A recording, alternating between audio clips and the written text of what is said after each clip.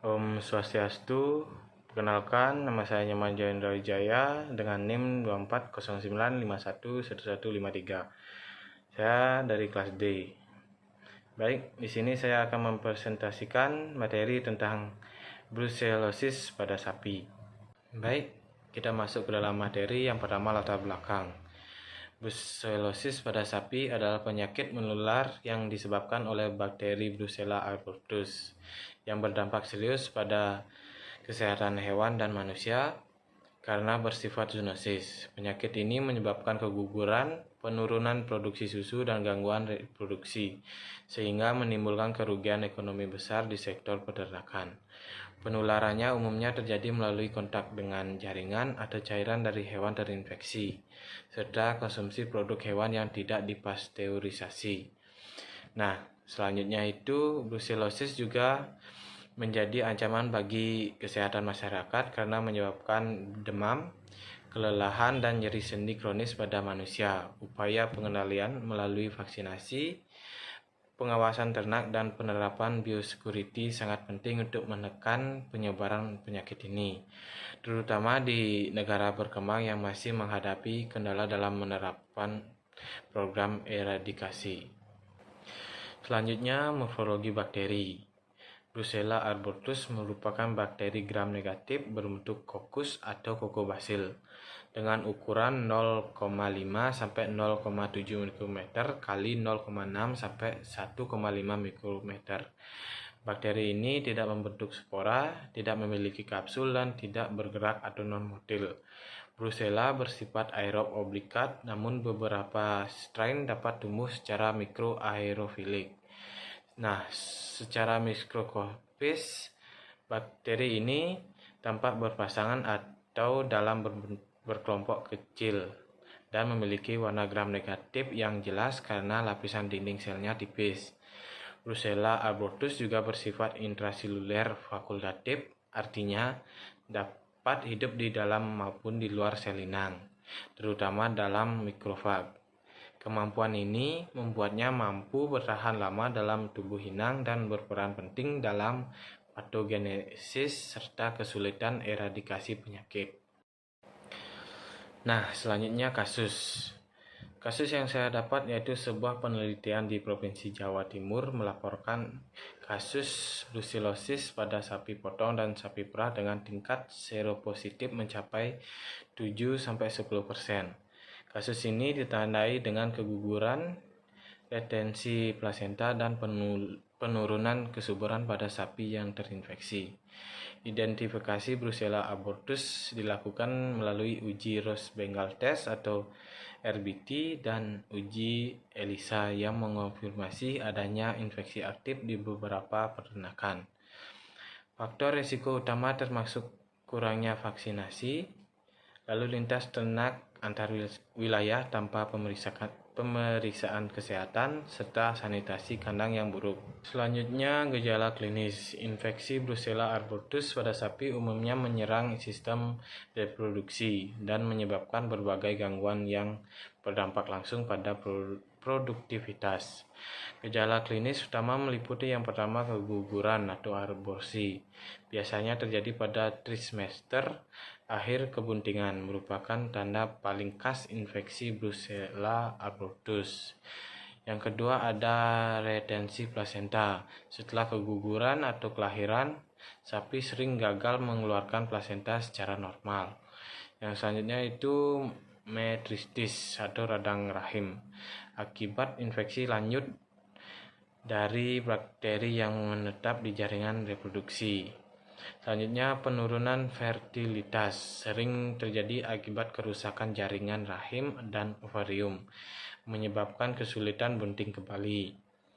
Selanjutnya, penurunan produksi susu, terutama pada sapi perah yang terinfeksi kronis.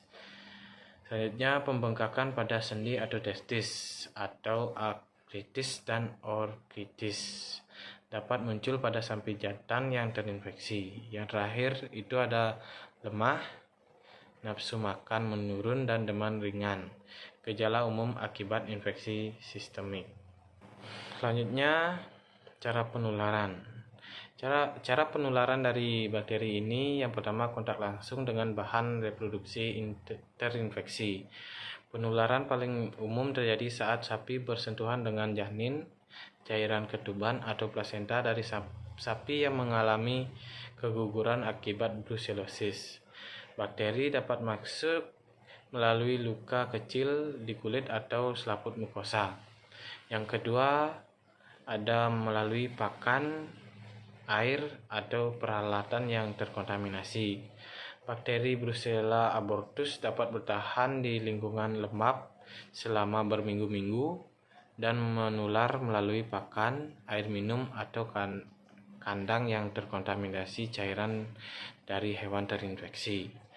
Yang ketiga, penularan melalui kawin alami atau inseminasi buatan atau IB. Sperma dari penjantan yang terinfeksi dapat membawa Brucella abortus baik melalui kawin langsung maupun menggunakan semen tanpa proses sterilisasi yang benar. Yang terakhir, penularan vertikal atau dari induk ke anak. Anak sapi dapat terinfeksi melalui rahim atau saat menyusui pada induk yang mengeluarkan bakteri melalui susu.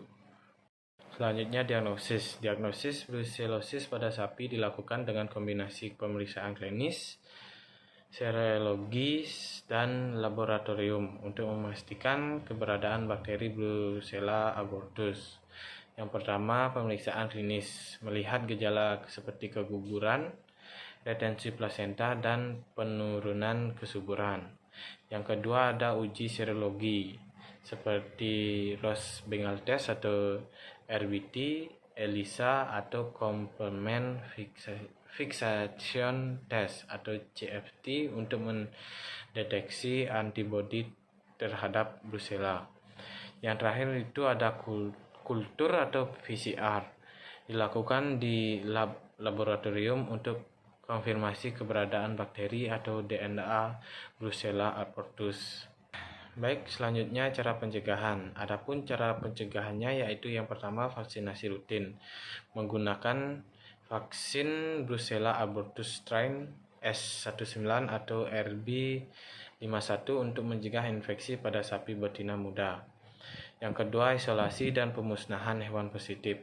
Sapi yang terinfeksi harus dipisahkan atau tidak digunakan untuk pembiakan.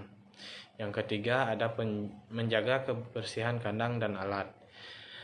Bersihkan area kelahiran dan buang jaringan janin atau plasenta secara aman agar tidak menular ke ternak lain. Yang keempat, ada batasi lalu lintas ternak.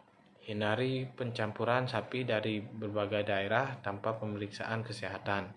Yang terakhir, yaitu konsumsi susu yang dipasteurisasi untuk mencegah penularan ke manusia.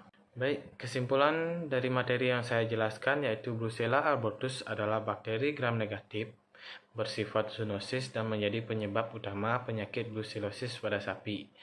Penyakit ini menimbulkan gangguan reproduksi seperti keguguran, retensi plasenta, dan penurunan kesuburan yang berdampak besar pada produktivitas peternak. Penularan terjadi melalui kontak langsung dengan cairan reproduksi, pakan, atau air terkontaminasi, serta konsumsi produk hewan yang tidak dipasteurisasi.